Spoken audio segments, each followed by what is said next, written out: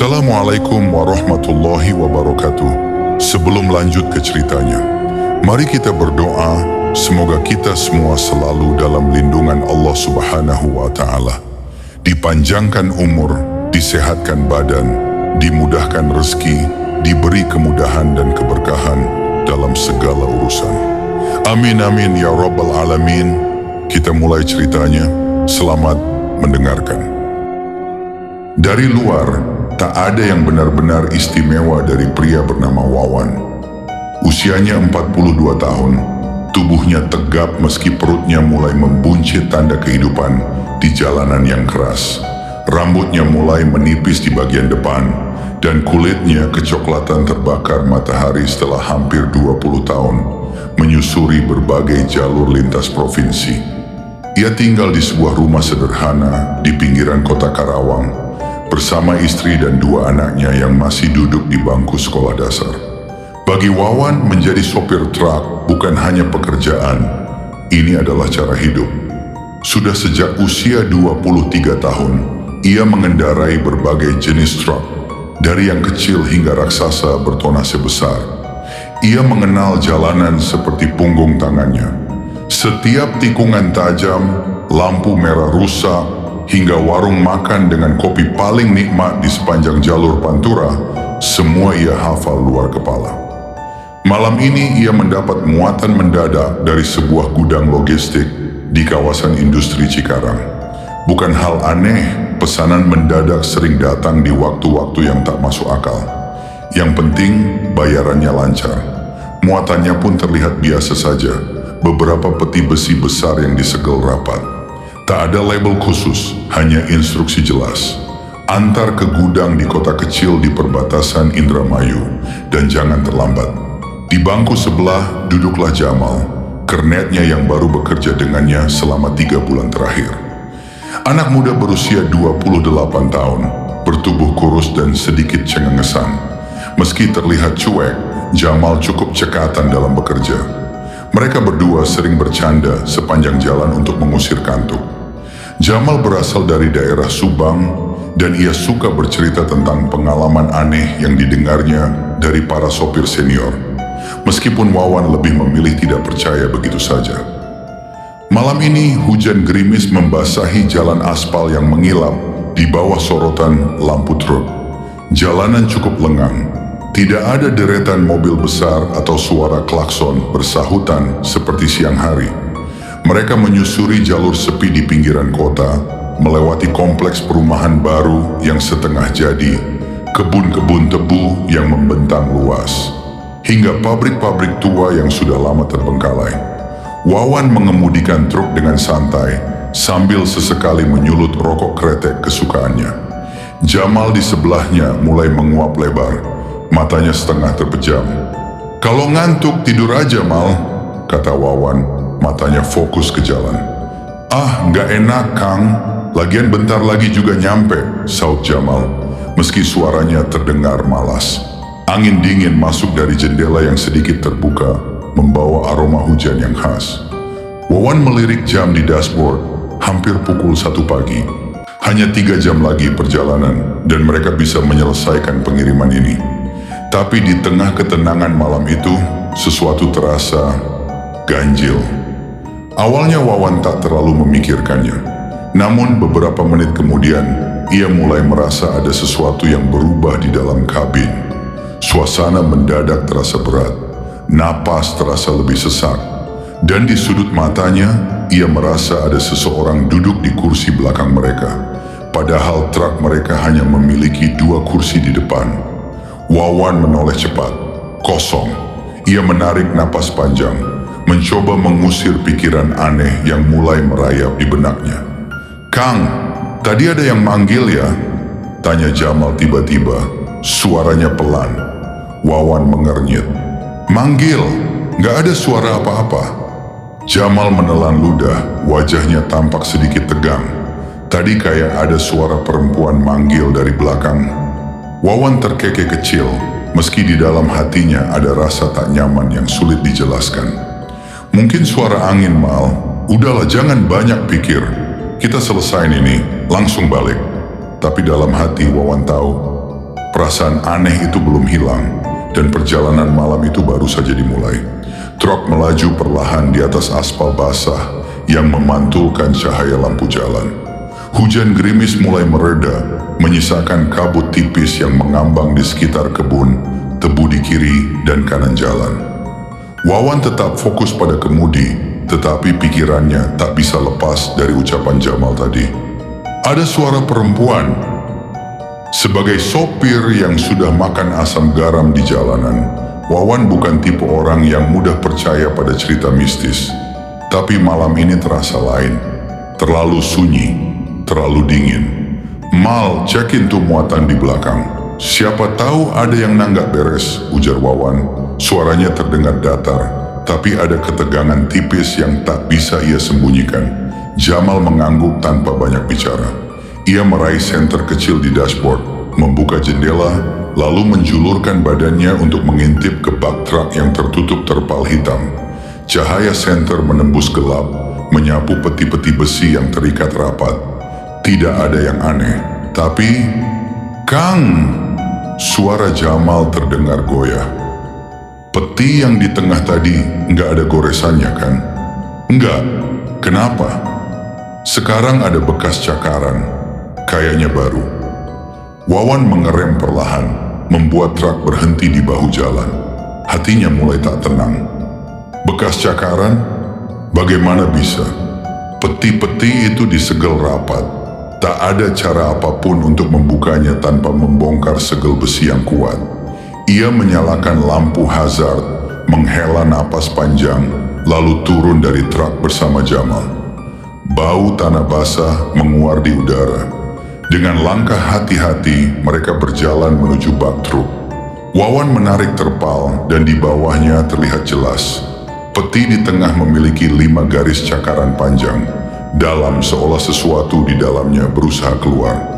Jamal mundur selangkah. Kang, kita antar barang apaan sih? Jangan-jangan... Udah! Wawan memotong, suaranya lebih tajam dari biasanya. Jangan mikir yang aneh-aneh. Kita antar ini sampai tujuan, selesai urusan. Tapi jauh di dalam hati, Wawan tahu ada yang tidak beres. Mereka kembali ke dalam kabin dan melanjutkan perjalanan. Jalanan terasa semakin sepi. Tidak ada kendaraan lain sejak hampir 1 jam terakhir. Hanya suara mesin truk yang menderu dan bunyi pelan dari muatan di belakang. Bunyi seperti sesuatu yang bergerak pelan-pelan.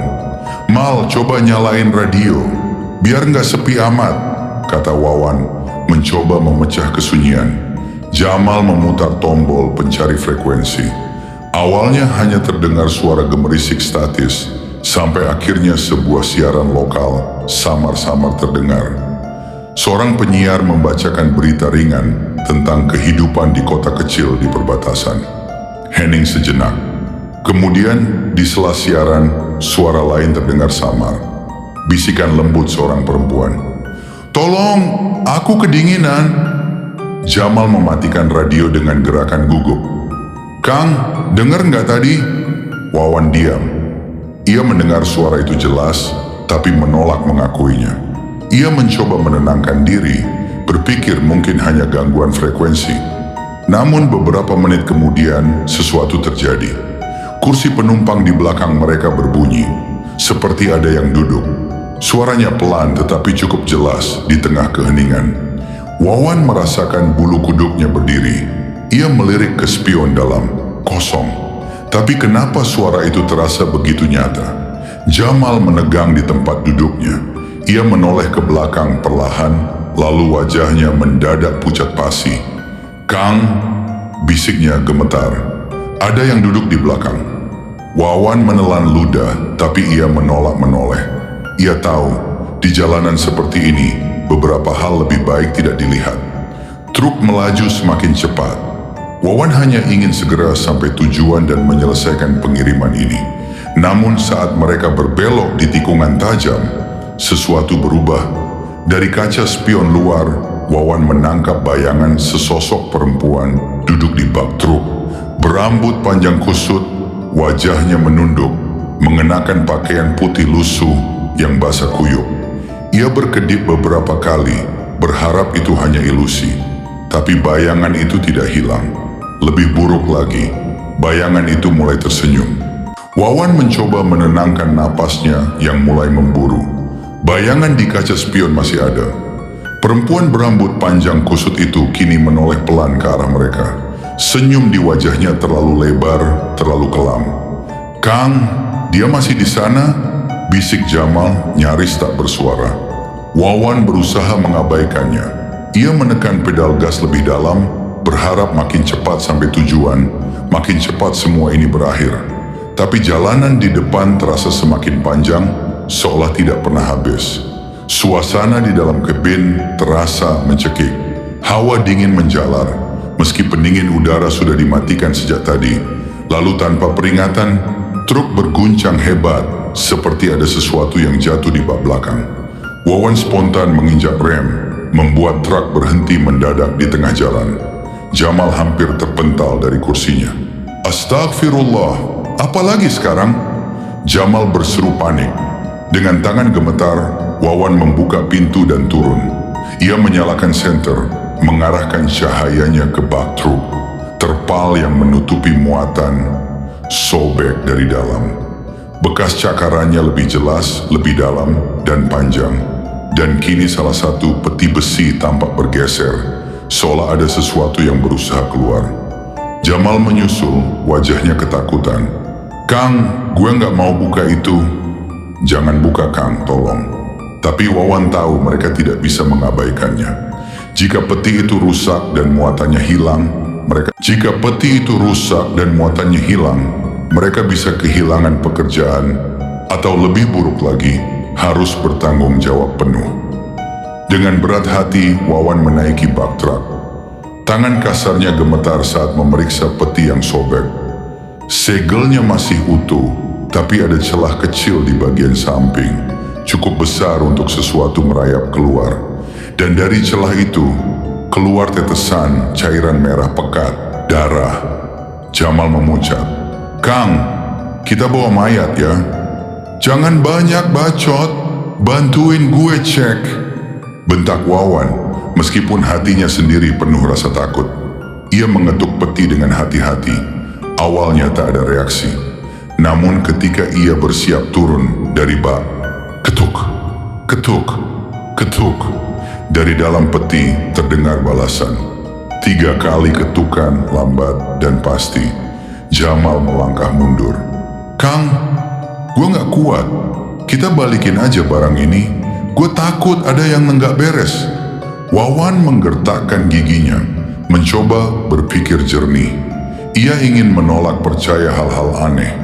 Tapi semua bukti di depan matanya terlalu nyata untuk diabaikan. Dengan napas berat, ia kembali ke dalam kabin. "Kita jalan terus. Barang ini harus sampai." Namun baru beberapa meter melaju, sesuatu yang lebih buruk terjadi. Kursi penumpang di belakang mereka berbunyi lagi, dan kali ini suaranya lebih jelas. Seolah ada yang bergeser, mendekat. "Mal!" Suara Wawan nyaris tak terdengar. Jamal menoleh perlahan. Wajahnya langsung membeku. "Kang, di belakang." Wawan akhirnya memberanikan diri melihat ke spion dalam. Jantungnya hampir berhenti. Seorang perempuan kini duduk di kursi belakang. Rambutnya panjang, hitam kusut, menutupi sebagian wajah pucatnya. Bajunya basah kuyup dengan noda merah, mengering di bagian dada. Ia hanya duduk diam, tapi matanya, mata hitam legam itu, menatap lurus ke arahnya melalui spion. "Kang, dia ikut sama kita," bisik Jamal dengan suara parau. Wawan berusaha menjaga kendali, meskipun tangannya mulai gemetar di atas kemudi. Ia tidak bisa berhenti, tidak di tengah jalan sepi ini. Namun perempuan itu tiba-tiba bergerak. Perlahan-lahan ia tersenyum, dan di tengah keheningan terdengar suaranya yang dingin. "Terima kasih sudah memberi tumpangan." Keesokan paginya, warga dan pengguna jalan yang melewati jalan tersebut menemukan truk dalam keadaan terguling di pinggir jalan, dengan supir dan kernet dalam keadaan pingsan. Setelah mereka sadar, mereka terdiam dan tidak bicara sepatah kata apapun. Wawan dan Jamal kaget setelah mengetahui Barang yang semalam mereka bawa tidak ada di dalam truk.